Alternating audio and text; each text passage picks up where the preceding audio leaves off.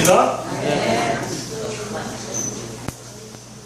저희가 사랑에 대해서 계속 배워가고 있는데 오늘은 사랑과 진리의 관계, 사랑은 진리와 함께 기뻐한다, 그런 하나님의 말씀을 가지고 우리 마음에 사랑의 문제를 한번 점검하시고 진리를 한번 붙잡으시고 한 주간도 사랑하며 진리 가운데 기뻐하는 능력이 우리 안에 다시 한번 용솟음칠 수 있기를 소망합니다. 네.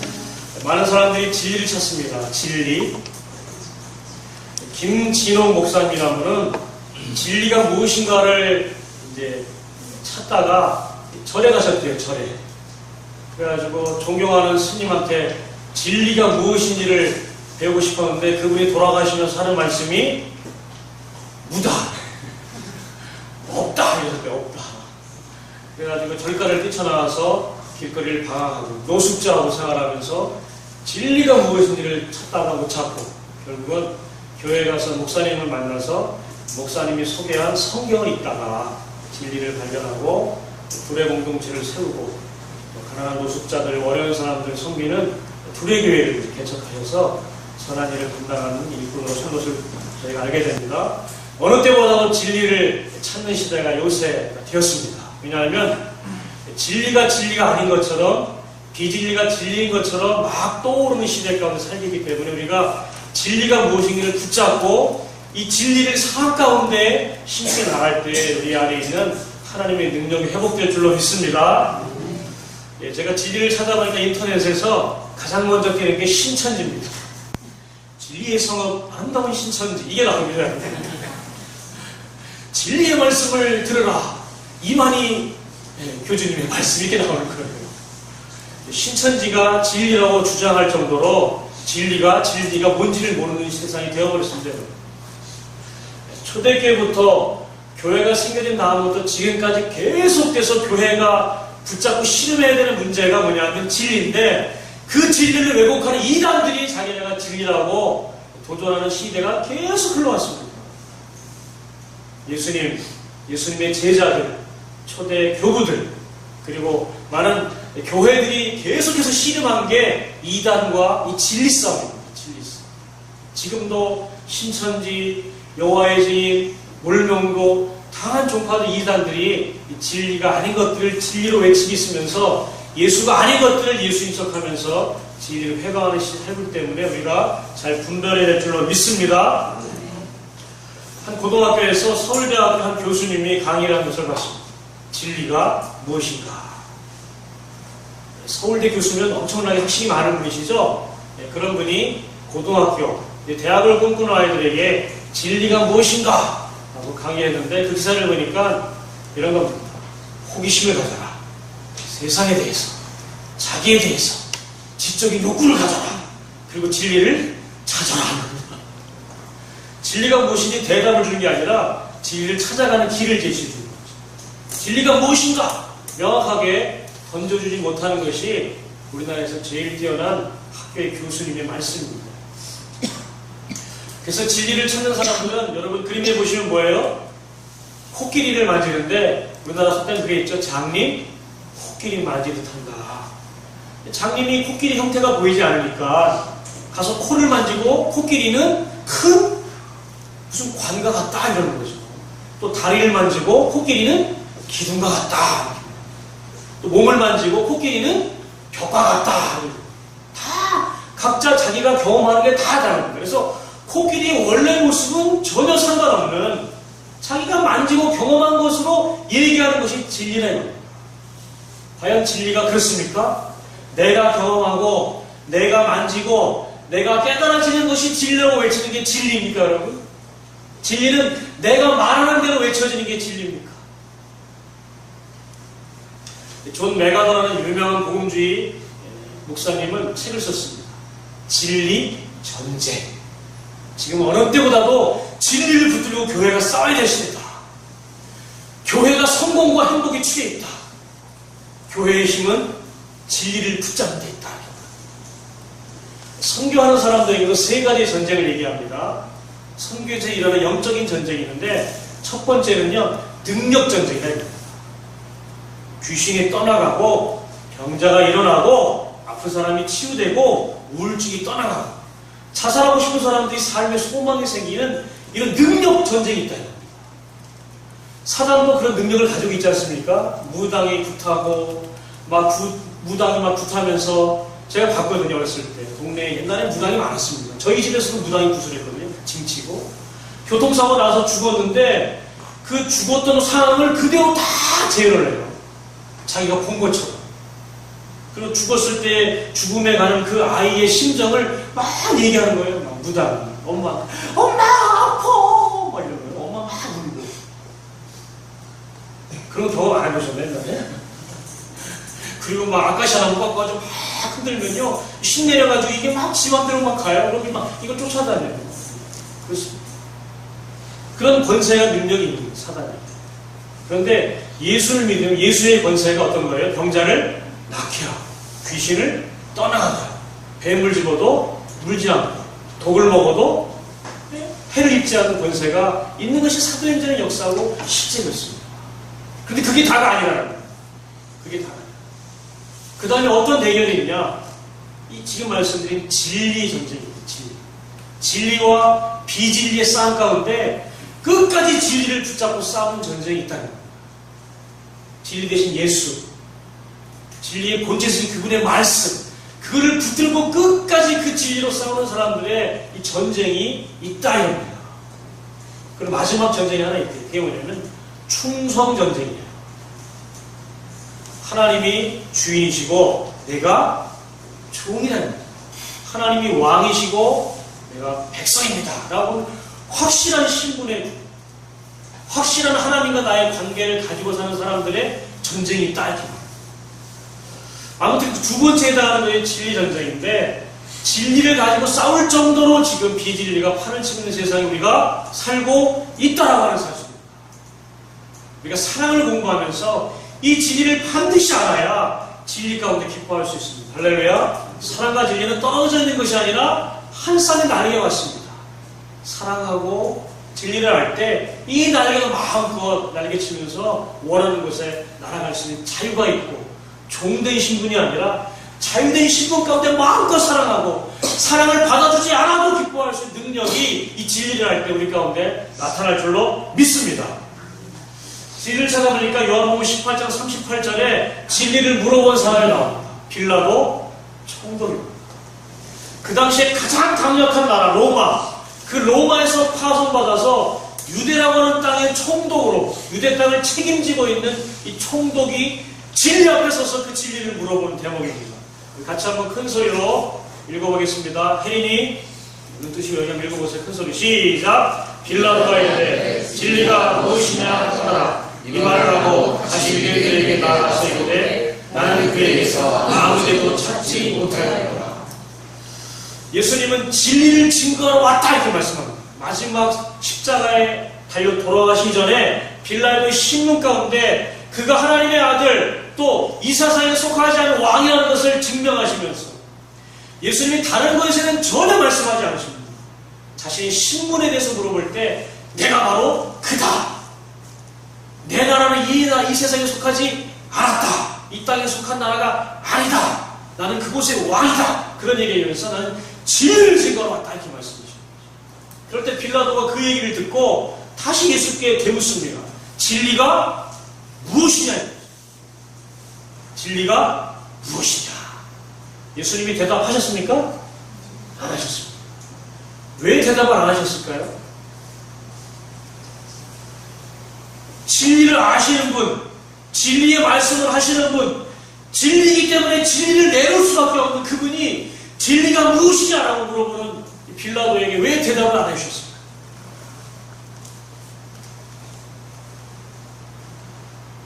아빠는 여자예요? 여러분 이 질문이 맞습니까? 말이 안 되는 질문이 말이 안 되지. 질문 자체가 틀렸습니다. 사람이 생각해서 사람이 결론을 내려서 사람이 정의를 내린 진리는요 진리가 아닌 겁니다. 왜냐하면 사람이 진리가 아니기 때문에. 그 다음 대목을 보세요. 나는 그에게서 아무런 죄를 찾지 못하였다. 진리의 가장 중요한 요소가 있는데 그게 뭐냐면 죄가 없어야 된다는 거예요.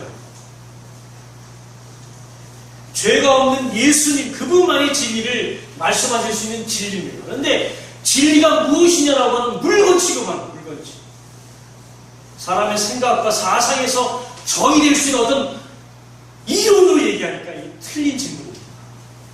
우리는 다시 한번 진리를 붙잡고 나가야 될 줄 믿습니다. 진리가 무엇이냐? 이 틀린 대답, 틀린 질문입니다. 첫 번째, 진리의 특징. 진리가 무엇이냐? 이렇게 물어보면 안 되고 뭘 물어봐야 되나? 진리가 누구냐 물어봐야지. 누구냐?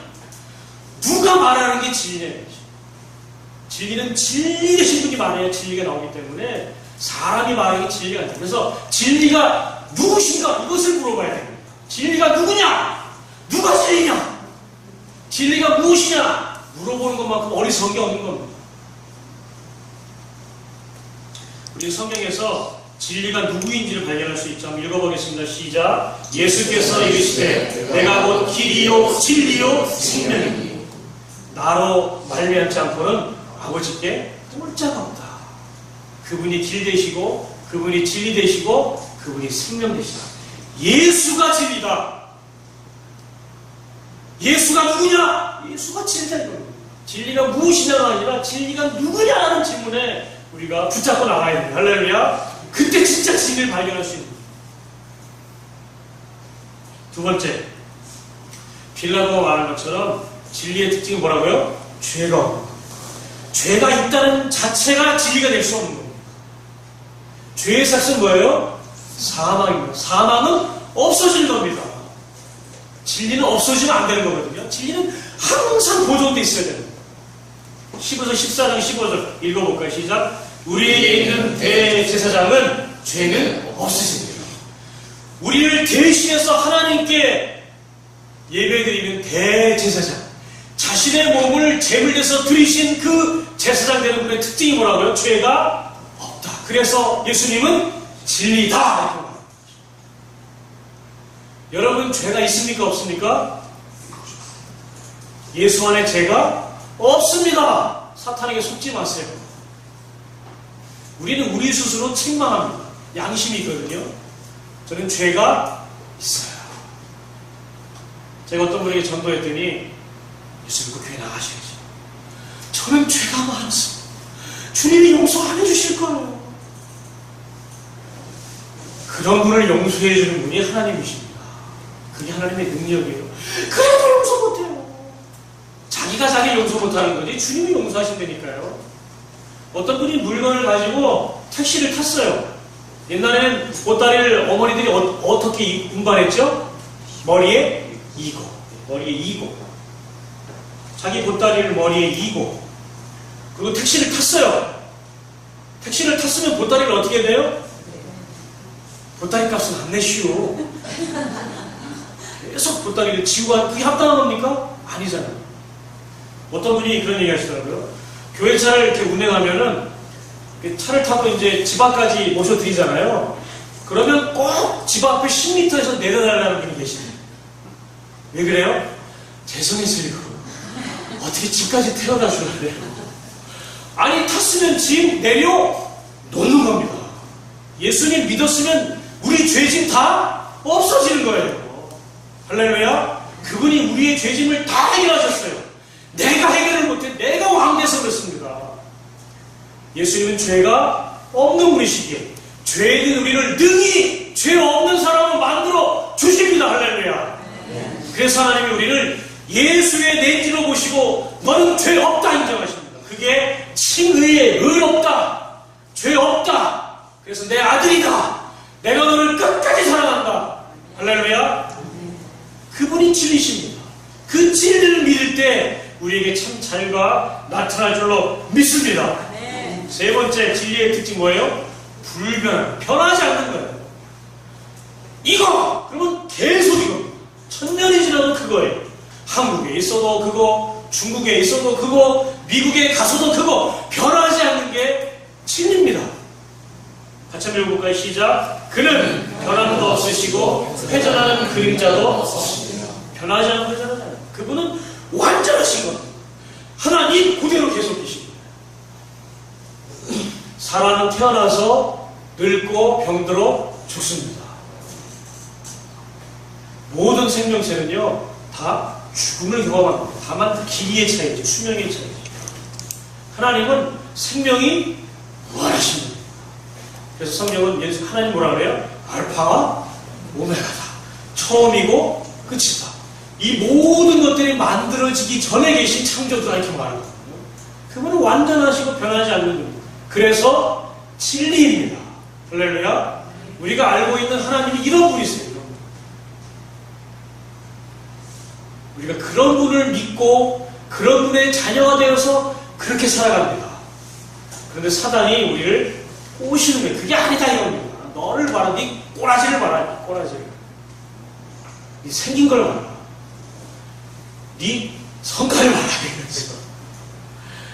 예수님은 절대 그렇지 않습니다. 예수님은 진리이기 때문에 우리를 향한 사랑과 우리를 향한 계획과 우리를 향한 능력이 변하지 않고 동일한 역사.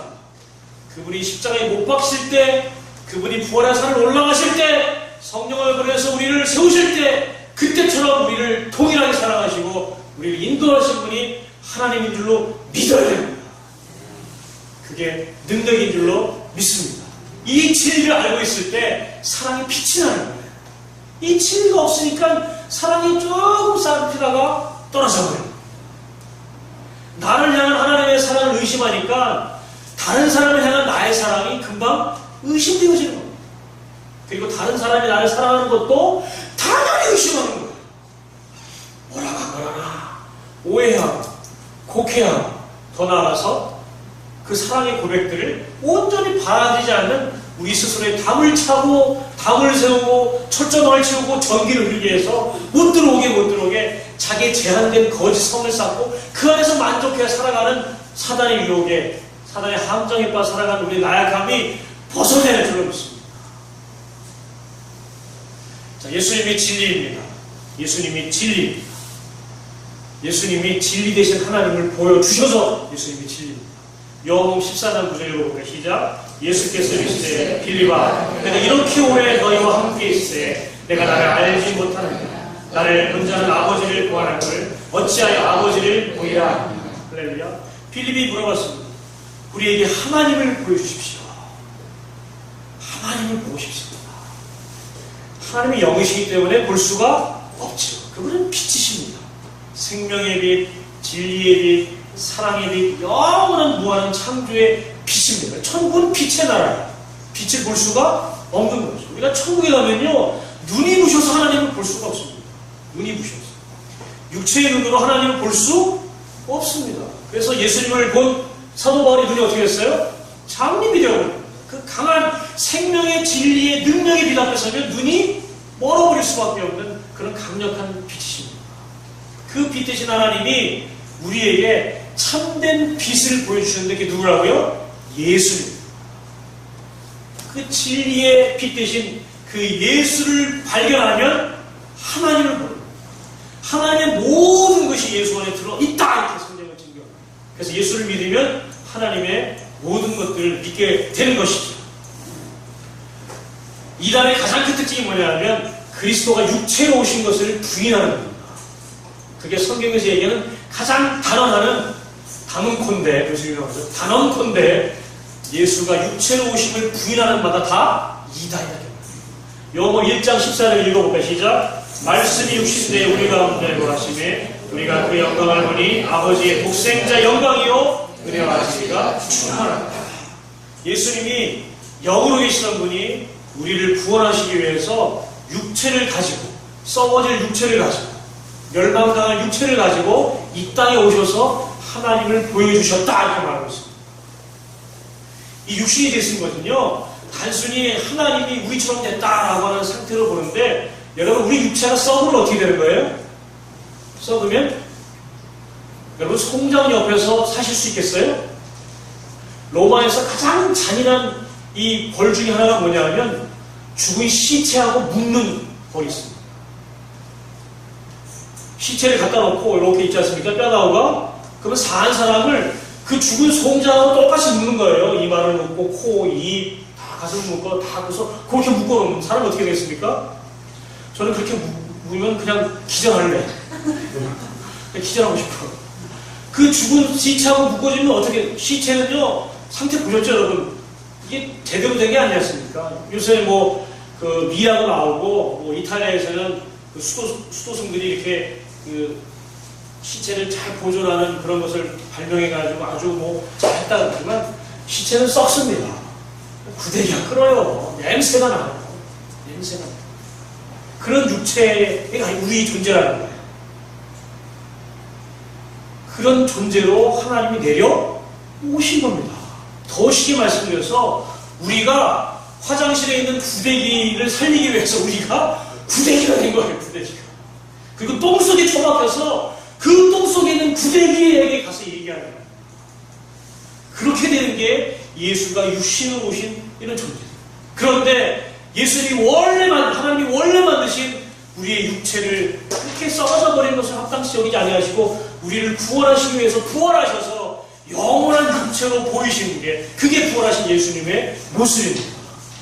그래서 우리의 육체를 함부로 굴리면 안 되고 우리의 육체를 소중하게 다루고 부활한 다음에 예수같이 변화되는 우리 육체를 위해서 정말 우리 몸이 하나님의 성령이 거하는 전으로 인정하고 살아야 될 줄로 믿습니다.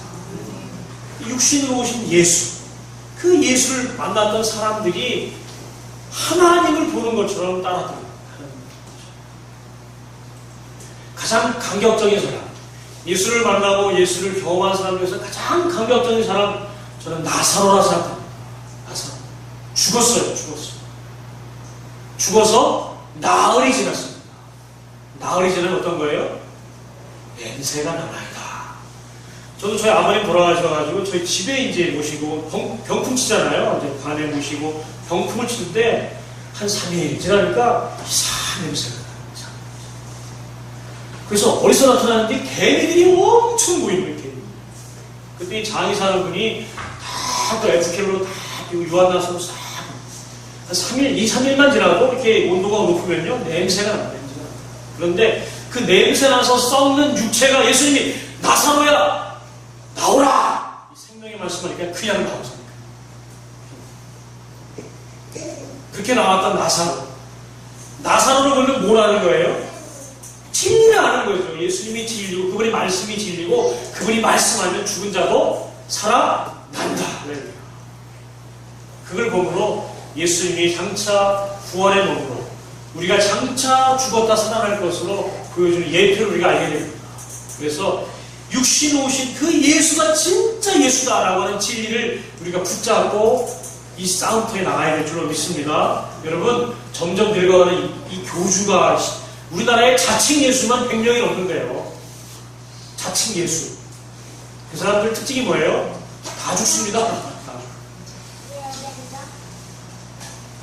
진리의 말씀과 진리의 성령이 우리 가운데 역사될 때 이것을 참 알게 됩니다. 할렐루야. 진리이기 때문에 진리에서 나오는 게 다 진리.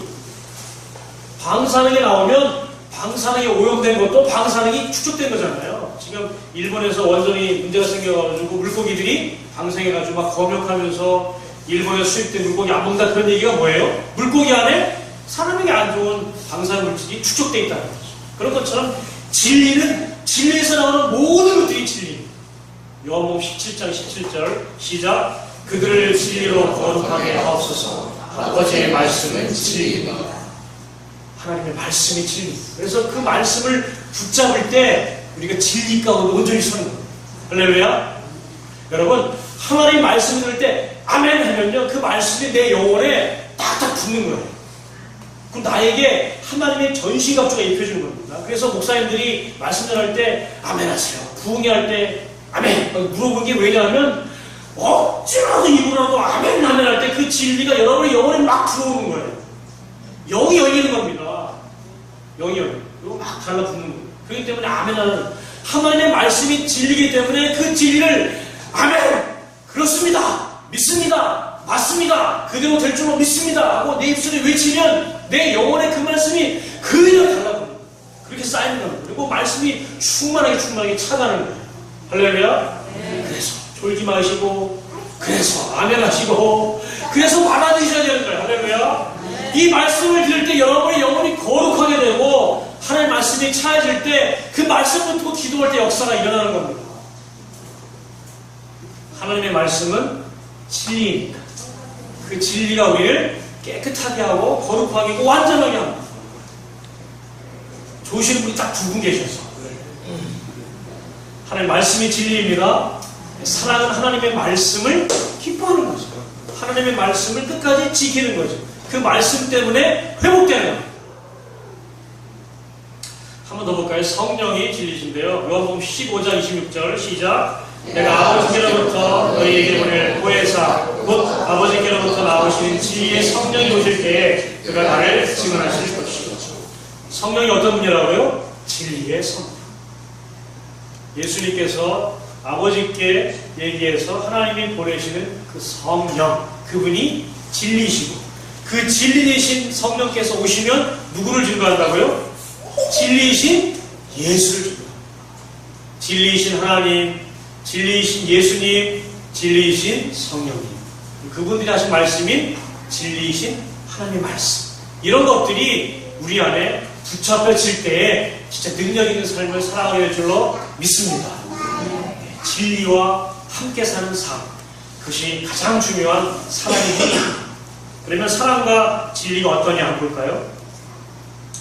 진리가 우리를 자유케 합니다. 할렐루야. 그래서 진리를 아는 사람들, 복음에 붙잡힌 된 사람들은요, 사랑이라는 문제를, 사랑이라고 하는 문제를 가지고 나갈 때에 자유함을 가지고 대하는 거예요. 두려워서 무엇을 바라고 대가 때문에 사랑하는 것이 아니라 하나님의 복음의 진리 때문에 사랑하는 거예요. 대가가 없어도, 내가 힘들어도, 거절을 당해도 진리의 말씀이 사랑하기 때문에 사랑하는 겁니다. 할렐루야. 그런 자유가 우리 가운데 일어나는 거예요. 우리 가운데 넘쳐나는 거예요. 우리 가운데 회복되는 거예요. 제가 어렸을 때 저 외삼촌하고 이제 산에 이렇게 올라갑니다. 마을이 이렇게 평지에 있었고, 외삼촌, 그러니까 외할머니 땅이 산에 있는데 한 시간 반 정도 올라가면 절골이라고 하는 아주 좋은 시골에 산에 이제 집이 있습니다. 거기 올라가다가 이제 개울에 보면요, 개울에 막 요새 잘 모르겠는데 가재 있잖아요. 가재가 있어서 저 어렸을 때는 가재를 많이 잡아서 숯불에 구워서 먹었어요. 가재 이렇게 보면 무슨 색깔이에요? 거기잖아요. 근데 불에 구우면 빨개집니다. 아시는? 빨개져요. 그러면 이제 그거를 이렇게 앞다리 띄워서 막 먹는 거예요. 많이 잡으면 이렇게 후라이팬에 볶아가지고 그냥 먹기도. 할렐루야. 몇 마리가 들어갈지 몰라. 근데 돌멩이를 들고 이렇게 막 쑤시면 밑에 이제 모래가 올라오잖아요. 그러면 가재가 또 숨어요. 그죠? 그럼 모래가 올라오고 뿌옇게 되면 안 보인단 말이에요. 그러면 그럴 때는 어떻게 해야 돼요? 기다려야 돼요. 물이 흐르잖아요. 물이 흐르면 그렇게 막 잃었던 것들이 가라앉고 떠내려가면서 다시 물이 깨끗해집니다. 진리의 성령이 그런 거예요. 성령께 우리가 맡기고 말씀에 잠잠하면 우리 안에 떠올랐던 수많은 부유물, 미워하고 싫어하고 짜증내고 못 기다리는 것들이 막 나를 괴롭히다가 하나님의 성령이 나에게 딱 오시면 그게 어떻게 되는 거예요? 가라앉고 떠나가는 역사가 우리 가운데 일어나게 됩니다. 할렐루야. 그것을 우리가 자유함 가운데 붙이고 나가는 거예요.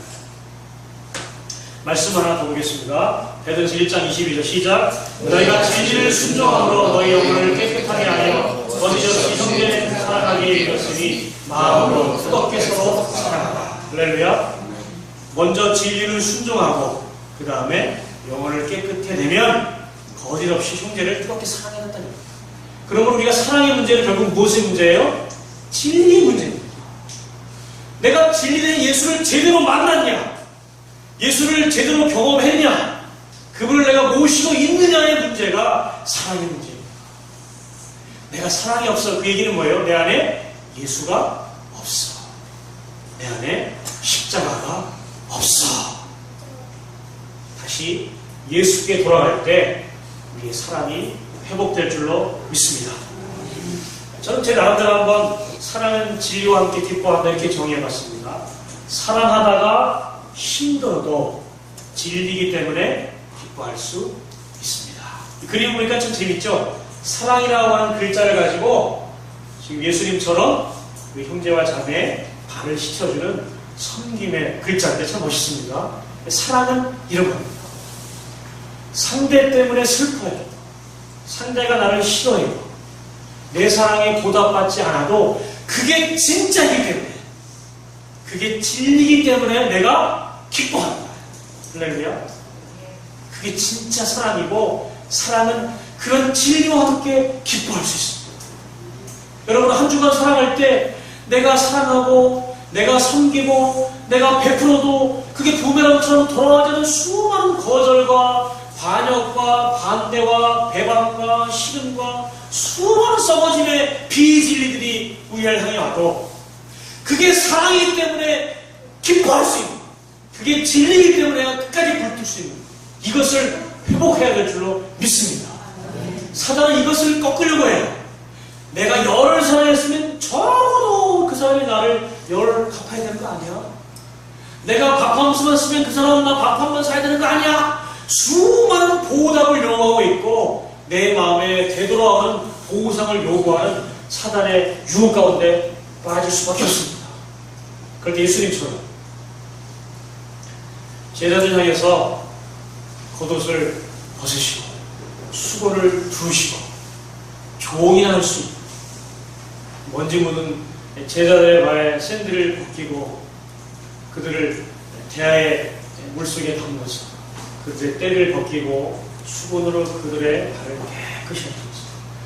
내가 주와 선생되어 너희의 발을 씻긴 것 같이 너희도 서로서로 발을 씻겨라. 그렇게 섬겨라.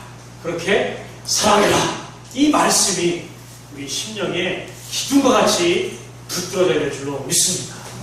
그러할 때 우리는 참된 기쁨을 가질 수 있는, 그게 진짜 사랑이 될 수 있습니다. 지금 수많은 사람들은요, 사랑을 베풀고 그 사랑에 보답받지 못해서 마음이 무너져 있어요. 그리고 기쁨을 다 빼앗겨버렸습니다. 이제 우리가 이 말씀을 배웠으니까 한 주간 살아가실 때 이 사랑 때문에, 이 진리의 말씀 때문에 기뻐하시고 회복하는 역사가 여러분의 심령과 여러분의 가정과 여러분의 직장과 사업과 자녀 가운데 넘치시길 주님의 이름으로 부탁드립니다. 네. 우리 한번 찬양하면 좋겠습니다. 시선이라고 하는 찬양인데요. 우리를 바라볼 때 소망이 없습니다. 할렐루야. 오직 예수님 바라보고 그분의 말씀을 바라보고 그 말씀을 통해서 나를 자유케 하실 성령을 바라볼 때 우리가 진짜로 사랑하고 기뻐할 수 있습니다. 하나님 세워달라고 해요. 찬양하며 일어나기 원합니다.